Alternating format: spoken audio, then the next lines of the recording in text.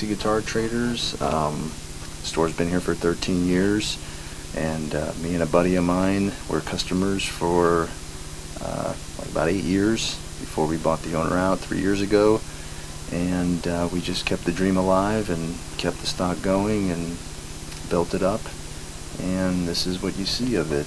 We don't carry anything new. We don't really care to. We leave that to the big supermarkets, and we've always dealt used and vintage. Even before we bought this place, we were both into it, and we just wanted to keep it the same way it's always been. How do you judge the value of a guitar? Because some little minor things. When you get something in here, what's the first thing you look for when someone's bringing you a guitar? Is there any single couple of things? There's several things you always look for, and that's really first of all the structural integrity of the guitar, the frets, the neck.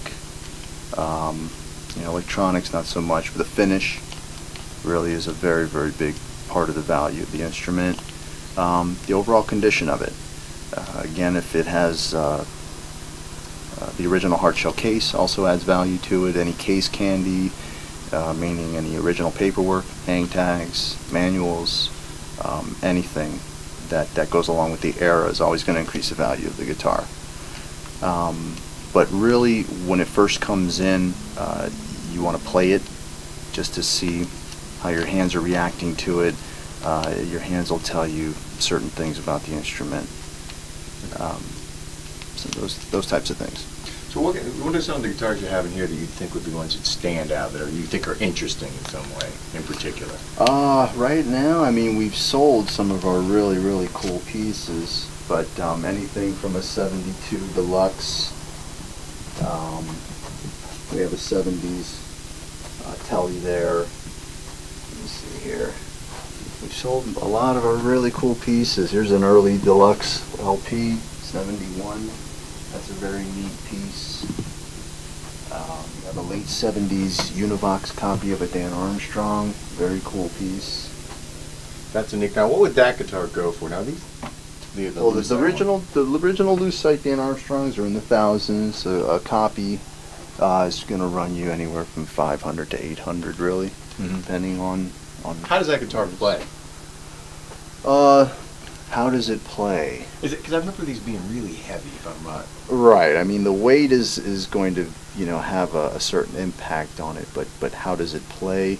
Any guitar can really be set up to play as optimum as the instrument will. Right. If the neck is there, if the frets are there, you set up the guitar, any guitar can really play pretty well. Well, you have a 50s K Jumbo here. This always gets a lot of attention at the shows we go to. You have a 68 J45, which the Gibson J series are always popular, and they hold their value really well. Let's see here. You have a 1940s Epiphone Olympic right there. That's a nice guitar. That's before Gibson bought them, right? Yes. You have a 70s SJ Deluxe there. We get a lot of different types of acoustics, Ovations, as far as vintage-wise goes. Alvarez's, Yaris. I see you have this Sigma here. These are the Japanese Martins. Yeah. Yeah. I just happen to have a classical one of these that I really like, and I'm bringing it back to Chicago to get it fixed. They're going to have to reset the neck and everything. I can't find a lot of information out about Sigmas. There's not a lot of information out there about Sigmas. It doesn't matter if you check Blue Book, Vintage Guide, whatever reference you check. The internet obviously is going to have probably the most information. And even if you go on there, you're not going to you'll find reviews and people's opinions on them, but there's not really too much info out there on Sigmas.